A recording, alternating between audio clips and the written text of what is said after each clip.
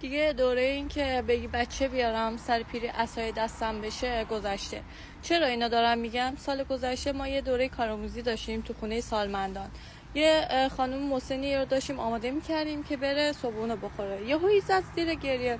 ما اینجوری بودیم که چی شده؟ چرا مثلا گریه میکنه؟ اینا اومد تعریف کرد که من 3 بچه دارم، اینا رو با خون دل بزرگ کردم، خیلی زحمت کشیدم، اما الان اون 3 ماهه که از من خبر نگرفتن.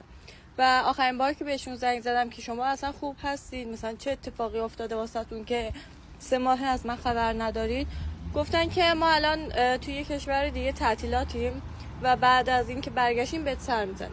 دارم میگم که عصای پیری تو همون عضله‌ای که امروز تو باشگاه میسازی، عصای پیری تو همون مهارتیه که امروز یادش میگیری، عصای پیری تو همون بیزینسیه که امروز ریسکشو میپذیری و استارتش میزنی. پس